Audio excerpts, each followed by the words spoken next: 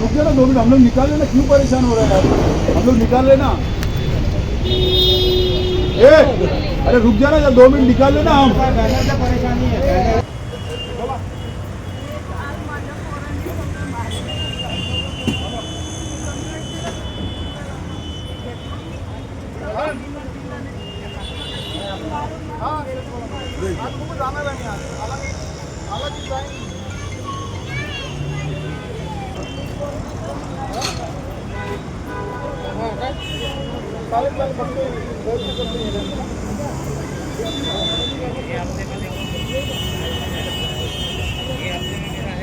काय पुढे काय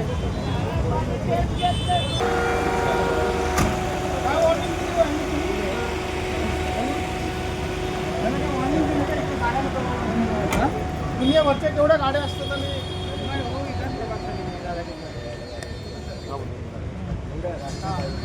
ते तो कर्मचारी कोण होता त्याला बोलून घ्यायचं, अतिक्रमणच्या लोकांना बोलून घ्या इकडं ते आणि सगळं मला पूर्ण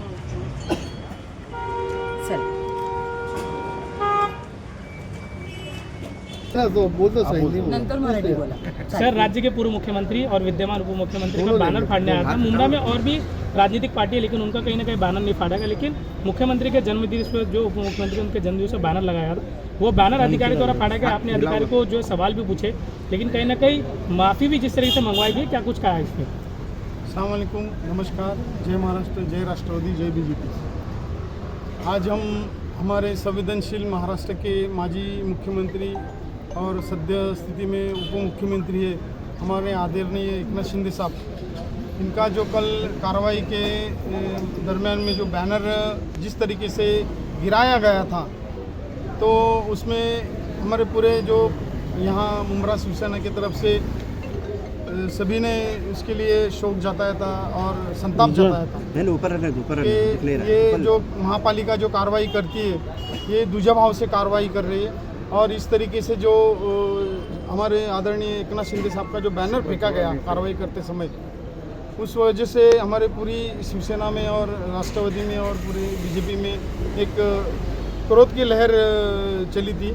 और इसकी वजह से आज हम प्रभाग समिति में हमारे जो सहायक आयुक्त थे उनसे सवाल पूछने आए थे कि जो आपने कार्रवाई की इसमें जो एक सूढ़ बुद्धि से जो एक बैनर फेंकने का जो काम हुआ था, यहाँ के जो अधिकारी एक चिल्ला रहा था कि ये पहला बैनर निकालो, ये बैनर निकालो, तो ये जब सवाल पूछने को हम प्रभाग समिति में आए थे, लेकिन प्रभाग समिति में जो सहायक आयुक्त थे उन्होंने कहा कि ये जो कार्रवाई करते समय जो बैनर जो निकालना जिस तरीके से निकालना चाहिए था, उस तरीके से वो जो हमारा कर्मचारी था उसके हाथों से वो गिर गया निकलते टाइम।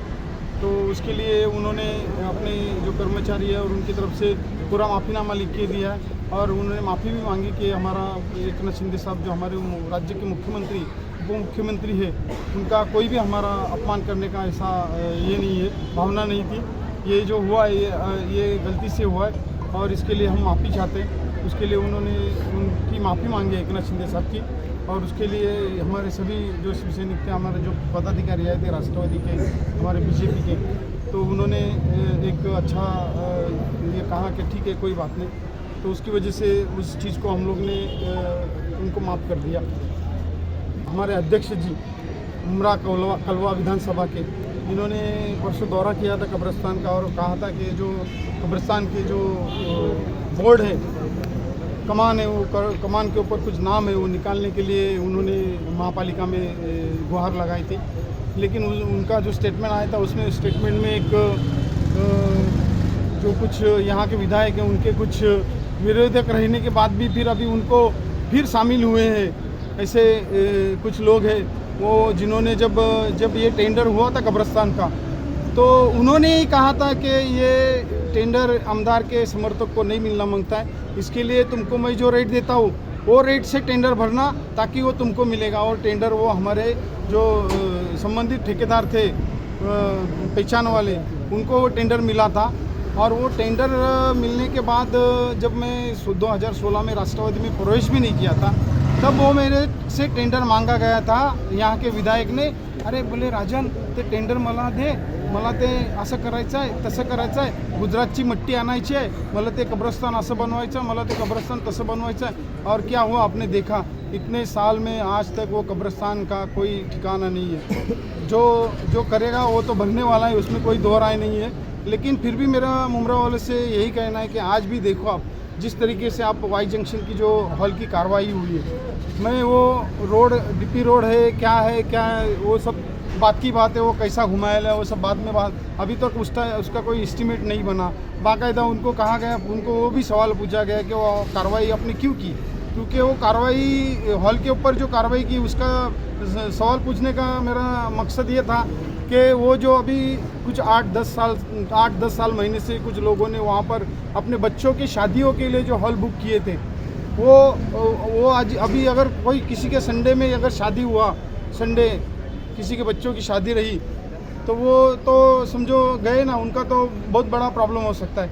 तो ये ऐसा जो कार्रवाई हुआ, ये कार्रवाई का मैं विरोध करता हूँ, क्योंकि ये कार्रवाई जो हुई है डीपी रोड के लिए जो कार्रवाई हुई है, इसमें अभी तक ना ये रोड का एस्टीमेट बना है, ना ही कोई महासभा की मंजूरी ली है, और ना ही कोई इसका श्री गणेश का श्री भी नहीं हुआ है.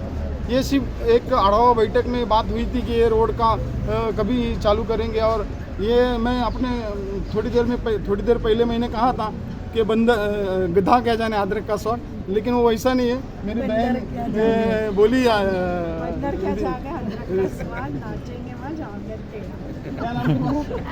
नेहा नाइक बोलती है कि बंदर क्या जाने अदरक का स्वाद. तो ये है, जिसको कुछ मालूमात नहीं है उसको, वो आदमी को यहाँ पर मुमरा वालों ने 15 साल अपने सर के ऊपर बिठा के रखा है, और उसमें और 5 साल उसको और सर के ऊपर ला के रख दिया है. तो ये कुछ काम करने वाला है ना, और 5 साल भी और 25 साल भी देंगे तो इसको ये उसको जो ये जहाँ पर जो डीपी रोड का जो काम हो रहा है, वो डीपी रोड के काम में जो उसको कोई इंटरेस्ट नहीं है. वो उमरा के लोग मरे या जिए, उसको कुछ उसमें इंटरेस्ट नहीं है. उसको सिर्फ वहाँ पर जो काम होगा रोड का, और उसका जो बजट होएगा, वो बजट के इसमें जो टक्केवारी मिलने वाली है उसमें उसका इंटरेस्ट रहता है ज़्यादा. तो मेरा कहना यही है कि वो जो कार्रवाई हुई वो गलत तरीके से कार्रवाई हुई है. उसका बाकायदा शहर विकास से जो डीपी रोड का उनका जो कंपनसेशन देने का रहता है, जिसकी जगह रहती है, वो सब प्रोसेस करना मांगता है. वो कुछ प्रोसेस नहीं हुए थे, डायरेक्ट अतिक्रमण की कार्रवाई, और वो भी कार्रवाई इतनी घाई में कि वहाँ पर जो प्रभाग समिति आती है वो दिवा प्रभाग समिति आती है. राजन जी, एक सवाल करेंगे कि जितनी जल्दी ये अधिकारी आकर ऐसी जगहों पे कार्रवाई करते हैं, जो अवैध बांधकाम चल रहे हैं उनकी कई तकरार की जाती है, शिकायतें की जाती है, पर अधिकारी वहाँ नहीं पहुँचते हैं, नहीं जाते, इस पर आप क्या कहते हैं? नहीं, अधिकारी सिर्फ उस जगह पहुँच जाते हैं जहाँ पर विधायक ट्वीट करता है, या विधायक के जो चमचे हैं या उसके जो लोग रहते वो जो ट्वीट करते हैं, वो वही जगह पर अधिकारी लोग जाके काम करते. जो विधायक के जो हस्तक है, विधायक के जो बिल्डर है, खास बिल्डर, उनके ऊपर कहाँ कार्रवाई होती है? मेरे को बताओ ना. 8-8 माले उनके बाकायदा 4-4 महीने में पूरे हो जाते. विधायक के यहाँ कहाँ कार्रवाई होती? विधायक जो अनधिकृत बांधकाम का ट्वीट करेगा, वही बांधकाम के ऊपर कार्रवाई होती है. Okay, thank you. ते अतिक्रमणचे लोक आले.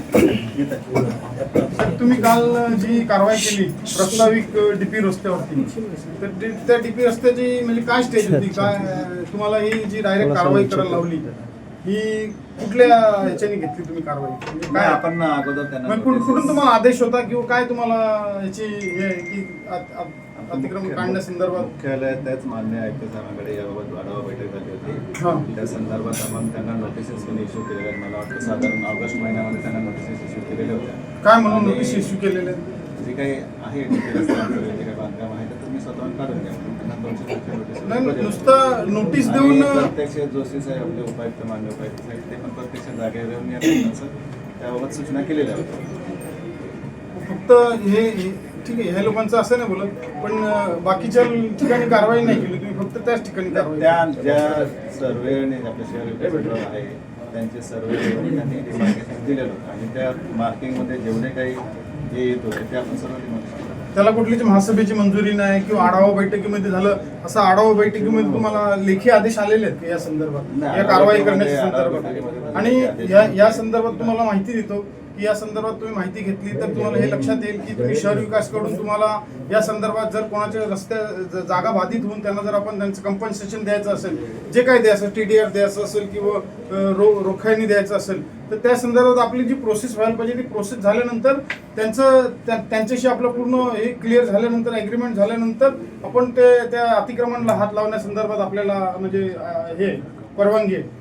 तर त्याच्या आधी तुम्ही हे जे केलेलं आहे ना ते फार चुकीच्या पद्धतीने केलेलं आहे. चुकीचा प्रश्न नाही, आम्ही नोटीस देऊनच त्यांना नाही नोटीस नुसती नोटीस देऊन नाहीये, नोटीस देऊन नाही, नुसती नोटीस देऊन नाही, एक नोटीस नाही दिली तर त्यांना दुसरी नोटीस देऊन त्यांना बोलून घ्यायला पाहिजे की बाबा तुमची हिअरिंग करतो आम्ही, तुम्हाला तुमच्या जी तुमची प्रॉपर्टी आहे त्या संदर्भात तुम्हाला आम्ही सांगतो की बाबा तुम्ही आम्हाला तुमची प्रॉपर्टी पाहिजे, म्हणजे आपण घेऊ शकतो, पण त्याची काय प्रोसेस असते ना, प्रोसेस असते बरोबर आहे. ते प्रोसेस न करता तुम्ही अजून कुठल्याही प्रकारचं म्हणजे रस्त्याचं एस्टिमेट बनवलेलं नाही. ठीक आहे, रस्त्याचा एस्टिमेट नसेल तरी तुम्ही डायरेक्ट अशी कारवाई घेता आणि दिले होते त्याबाबत त्यांनी काही जे काही बांधकाम केलेलं होतं ते तात्पुरतं हे केलं होतं, ते कोणती कागदपत्र सादर मग तुम्ही ते सरसकट कारवाई का नाही केली तिथं? सरसकट कारवाई का नाही केली? सरसकट तिथे ढाब्यावर कारवाई केली का तुम्ही? नाही ढाब्यावरती कारवाई का नाही आजही कारवाई करायला तयार आहे. आता जी काही बांधकाम तिथे आहेत स्ट्रक्चर ते सर्व मी आता लगेच एक मिनिट थांबा. तुम्हाला ही कल्पना आहे का तिथं? ठीक आहे, आता ऑगस्ट मध्ये नोटीस दिलेली तुम्ही त्यांना, त्याच्यानंतर पुन्हा एकदा स्मरणपत्र द्यायला पाहिजे होतं किंवा एक परत नोटीस द्यायला पाहिजे होती की आम्ही प्रत्यक्ष जागेवर जाऊन मान्य उपायुक्त साहेब यांनी त्यांना समज दिलेली म्हणजे बोललेले तुम्ही कोणी नाही बोललेलं साहेब, खोटं बोलायचं नाही, आवाज नाही, तुम्ही आता आवाज नाही, जेवढी काय झाली आहेत ना रस्ता नाही येते. मी तर तुमच्यासाठी नाही आलो नाही.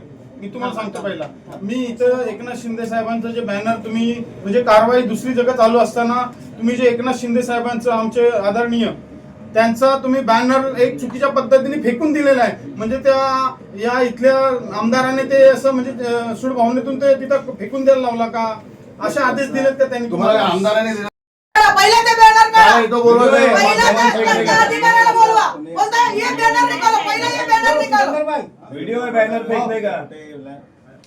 माननीय उपमुख्यमंत्री साहेब आमची त्यांचाही आदर करतो आणि जी काही आदर करतो याचा अर्थ आहे का? तुमचा कर्मचारी या बॅनरकडे बोललो की अधिकारी को बुलाव ना. नाही तर त्यांना बोलवा. कुठला अधिकार होता तो अधिकारी?